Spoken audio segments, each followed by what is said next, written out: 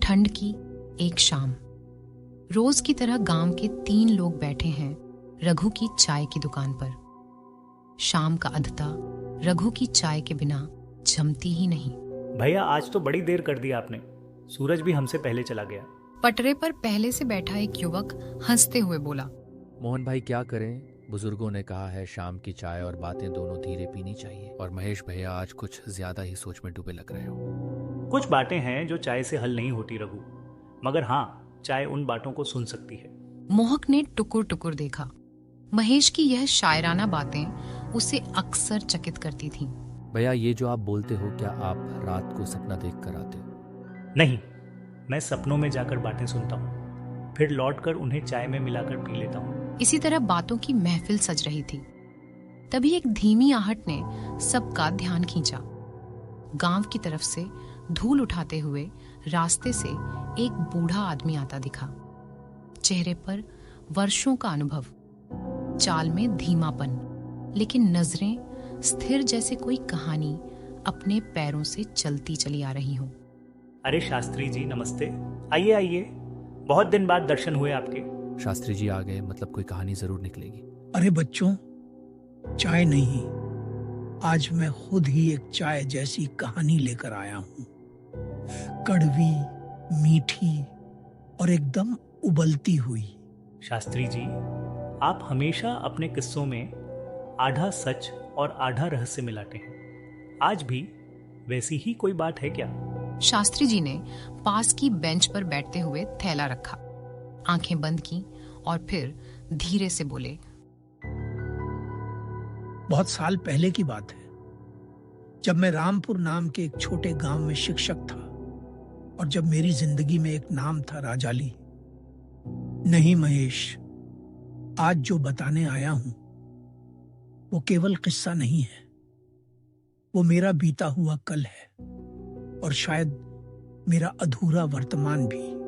सन्नाटा छा गया। चाय की भाप में अब एक और धारा घुल रही थी, एक कहानी की जो वक्त के पार से आई थी। और शास्त्री जी की आंखों में वह चमक आ गई जो सिर्फ एक लेखक की आंखों में होती है जब वह अपनी असली कहानी सुनाने जा रहा हो, वो जो उसने सिर्फ जानी नहीं बल्कि जिया हो। राजली कौन थी? शास्त्री जी ने एक गहरी सांस ली और बोले, बस यही कहानी है, एक मुलाकात की जो कभी पूरी ना हो सकी, एक चाय की जो कभी पी नहीं गई और एक वादा जो श्मशान के किनारे आज भी मुझसे जवाब मांगता है। चाय की दुकान एक मंदिर सी शांत हो गई। हवा अब गर्म नहीं, रहस्यमयी लगने लगी थी। स्टोव की आंच कम हो चुकी थी, पर माहौल में एक किस्से की आंच तेज हो गई थी। आंखें क्षितिज में कहीं दूर अटक गईं, जैसे वे समय की नदी में वापस उतरने को तैयार हों। तो बात उन दिनों की है जब मैं रामपुर के सरकारी स्कूल में प्रधानाध्यापक के पद पर नियुक्त हुआ था। नए गांव, नई जगह, नए गांव, नई जगह, लेकिन दिल में पुरानी यादें समेटे। मैंने सोचा था यह जिंदगी अब बस किताबों और बच्चों के बीच बीतेगी, लेकिन नियति ने मुझे मेरी ही स्मृतियों से एक बार फिर टकरा दिया। तो फिर बिछड़ गए आप लोग? हाँ, जैसे हर गांव में एक चुनाव आता है जिसने न केवल नेताओं को बल्कि रिश्तों को भी बांट दिया। राजाली का परिवार किसी दूसरे विचारधारा का था और हमारे परिवार ने भी उसे स्वीकार करना बंद कर दिया। वो अचानक से दूसरे गांव चली गई। शिवनगर, कोई अलविदा नहीं, कोई वादा नहीं। बस एक सुबह स्कूल आया और उसकी जगह खाली थी। उस खाली बेंच पर मैंने पढ़ाई नहीं की, सिर्फ इंतजार किया। कुछ देर के लिए सब चुप हो गए, जैसे कोई पुरानी धुन फिर से गूंज गई हो। हवा अब भी गर्म थी, लेकिन उसकी थपकियां एक गीली सी उदासी ले आई। फिर कभी बात नहीं हुई उनसे। करीब 15 साल बाद एक दिन डाक से एक चिट्ठी आई। मेरा नाम बड़े साफ अक्षरों में लिखा था, लक्ष्मीकांत चक्रवर्ती। उन्होंने अपनी जेब से एक पुराना पीला पड़ा लिफाफा निकाला। उस पर की स्याही अब धुंधली थी, किनारे झड़ चुके थे, लेकिन एक कोने पर अब भी साफ लिखा था। शिवनकर वह पत्र राज लिखा था। उसने लिखा था कि उसे हाल ही में मेरे बारे में किसी से जानकारी मिली कि मैं अमरपुर में शिक्षक हूं। उसने अपने जीवन की कुछ बातें साझा की। कैसे उसकी शादी एक शराबी से हुई थी, कैसे उसका पति उसे छोड़ गया और अब वह अकेली रहती है। पर उसने यह नहीं लिखा कि वह मुझसे क्या चाहती थी, सिर्फ यह कि अगर कभी शिवनगर आऊं तो मेरे घर की चौखट से लौटना मत। बहुत दिनों तक हिम्मत नहीं हुई। हर रविवार आता और मैं सोचता इस बार जाऊंगा, लेकिन स्कूल के काम, पिताजी की तबीयत और शायद दिल की डर ने रोक दिया। एक हल्की हवा चली, जैसे आसमान ने उस अतीत को सुन लिया। लेकिन फिर एक दिन हिम्मत बटोरी। सोचा बस बहुत हुआ, अब और देर ना करूं। मैं ट्रेन से निकला शिवनगर की ओर। हाथ में वही पत्र था और दिल में 15 साल पुरानी एक धड़कन। रास्ते भर खिड़की से बाहर देखता रहा। पेड़, खेत, नहरें सब जैसे उस बीते समय के साथी थे। ट्रेन से उतरकर सीधे घर गए क्या? नहीं, स्टेशन पर उतरकर पता चला कि शिवनगर गांव तक अब कोई साधन नहीं मिलता। शाम के बाद दुकानदार ने बताया कि एक ही रास्ता है जो श्मशान के पास से होकर जाता है। अब सबकी आंखें चौकन्नी हो गईं। माहौल एकदम बदल गया था। चाय की भाप अब भय से कांपती सी लग रही थी। श्मशान का रास्ता रात में? हाँ, दुकानदार ने चेतावनी दी थी।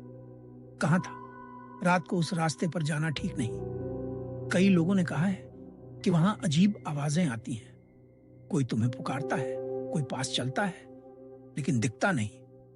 लेकिन मुझे तो सिर्फ एक आवाज चाहिए थी।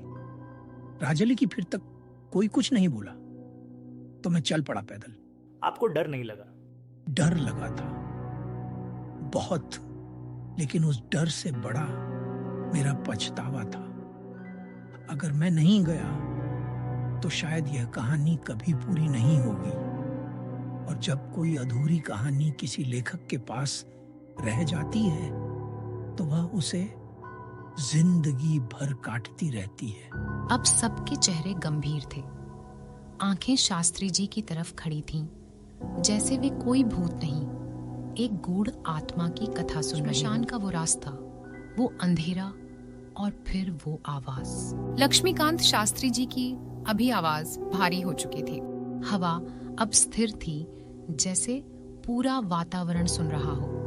मोहक, महेश और रघु तीनों अब बिना पलकें झपकाए उनकी ओर देख रहे जैसे थे। ही मैं श्मशान के पास पहुंचा, रात की चुप्पी और गाढ़ी हो गई। पत्तियां हिलती नहीं थी, पेड़ सांस नहीं ले रहे थे और जमीन में अजीब सी नमी थी, मानो कोई अभी अभी वहां से गुजरा हो। रास्ता संकरा था और दाईं ओर टूटी हुई दीवारों के बीच बिखरी राख, श्मशान भूमि का सूखा सच। वहां कोई दिखा नहीं, लेकिन महसूस जरूर हुआ। मैं तेजी से चल रहा था, लेकिन मेरे कदम खुद धीमे पड़ते जा रहे थे, जैसे कोई अदृश्य शक्ति मुझे रोक रही हो। और फिर अचानक वो आवाज आई। लक्ष्मीकांत। कहां से आई आवाज? बाईं ओर उस बरगद के पेड़ से, जिसकी जड़ें जमीन जमीन को चीरती हुई बाहर निकल आई थी। जैसे ही मैंने मुड़कर देखा, उस रस्सी पर कोई बैठा था। क्या वो राजली थी? शक नहीं रहा। वही नीली साड़ी, वही झुके हुए कंधे, वही लंबे खुले बाल। वो मुझे देख रही थी, आंखें एकटक मेरी ओर। लेकिन उसके चेहरे पर कोई भाव नहीं था, ना मुस्कान, ना आंसू, बस ठहराव। मैंने धीमे से कहा, राजली, मैं आ गया। बहुत देर हो गई मुझे, लेकिन मैं आया तो सही। देर कर दी लक्ष्मीकांत। मैं अब यहाँ नहीं हूँ, लेकिन मैं तुम्हारा इंतजार करती रही, रात दर रात, परसों तक। हाँ, शरीर कांप रहा था, लेकिन दिल वो किसी और ही भावना से भरा था, जैसे उस मुलाकात का सालों से इंतजार कर रहा हो। और जब मेरी नजर वापस राज पर गई, वो वहीं नहीं थी। क्या वो हवा में घुल गई? नहीं, वो अब मेरे बिल्कुल पास खड़ी थी, इतनी पास कि उसकी सांसें मेरी गर्दन पर महसूस हो रही थी, लेकिन ठंडी, बहुत ठंडी। चलो लक्ष्मीकांत, बहुत रुक गए तुम, अब देर मत करो।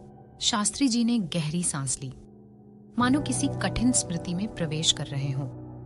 मैं कदम बढ़ा चुका था, लेकिन तभी मेरे पीछे से किसी ने मेरा नाम पुकारा, लक्ष्मीकांत।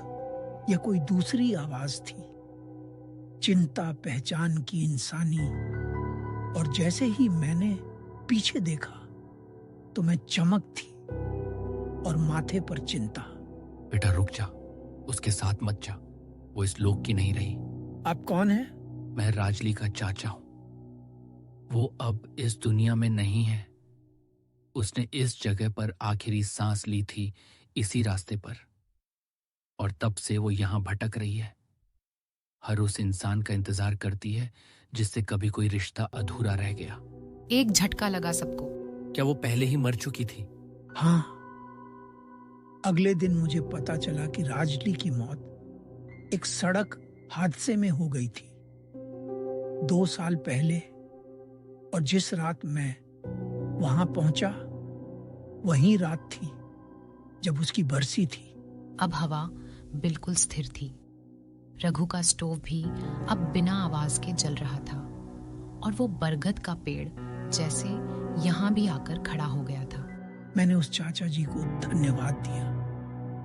उन्होंने मुझे वहां से वापस जाने को कहा, और जब मैं मुड़ा तो वो बरगद, वो झूला, वो आवाजें सब गराब हो चुके थे।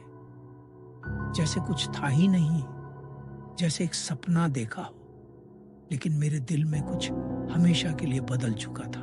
और आप लौट आए? हाँ, लेकिन साथ में वह कहानी भी लाई जो मैंने सिर्फ लिखी नहीं, जिया है। और तभी से मेरी कहानियों में सच्चाई की वह परछाई आ गई जिसे लोग भूतियां समझते हैं, लेकिन असल में वह अधूरी आत्माओं की पुकार है। शास्त्री जी की बात पूरी होते होते पूरा चबूतरा जैसे किसी अलक्षित दायरे में आ गया था। न मोहक की जुबान हिली, न रघु का स्टो सिटी मार रहा था, और न ही महेश कोई अगला सवाल पूछा।